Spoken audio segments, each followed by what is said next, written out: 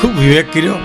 ઘોડી બંધાઈ ગઈ, જોગાણ દેવાઈ ગયું, બધું ખાણ ખવરાવ્યું અને લાપસીના આંધણ મૂક્યા. પોતાનો પતિ ઘીરે નહીં એટલે ઘડીક રહોડું કરે, વરી ઓહરી મહેમાનના સમાચાર પૂછે, બાપુ કેમ છે વરહ અને આમ. વિવેક છે ને જીવાડી દે સાહેબ તમને. એમ માકીબાઈ મેરાણીનો વિવેક બાપુ હમણાં યારું થઈ જાય. ચાકડો નાખ્યો, ખડીયો મૂકી દીધો તો અંદર. અને સાહેબ દીકરાને માં જેમ જમાડે ને એમ આલગાવાળા કાઠી દરબારને માકીબેન જમાડે. બાપુ જમજો નિરાતે.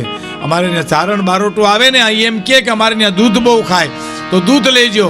આગ્રહ કરીને પીરસે છે. તૃપ્તિ થઈ ગઈ આલગાવાળા દરબારને. જમવામાં ઉતારે સુવા ગયા. સવાર પડ્યું.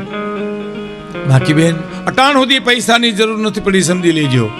અહીંયા વિવેક કરવો છે એટલે ખડિયાની જરૂર પડી. માકીબેન મારો ઓલો ખડિયો ક્યાં છે? બાબુ ઘરમાં મૂક્યો, લ્યો દઉં. એ ખડિયો આપ્યો. 100 રૂપિયાની કોથળી વાહલી તો હતી નહીં, કારણ કે પેટારા ઉપર પડી રહી હતી સાહેબ.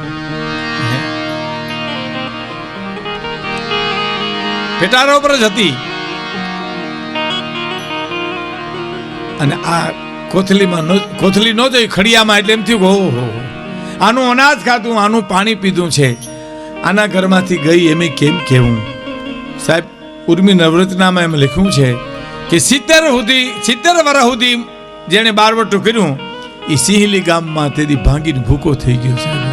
ઓહો માકીબેન મેરાણી બધું પામી ગયો કે વટે માર્ગું છે, મુસાફર છે, મારો પતિ ઘીરે નથી, કાંઈ ખર્ચી ખૂટી છે તો મારી પાસે કેમ માગું સ્ત્રી પાસે, એમ મૂંઝાણાય છે.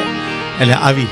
હે બાપુ હું વિચાર કરો છો કે બેન હું તો નક્કી કરું આ રસ્તેથી દ્વારકા નજીક પડે કે આ રસ્તેથી, તો કે ના ના ના બાપુ તમે કંઈક બીજી મૂંઝવણમાં છો, કયો ને મને જે મૂંઝવણ હોય ચિંતા હોય કયો ને.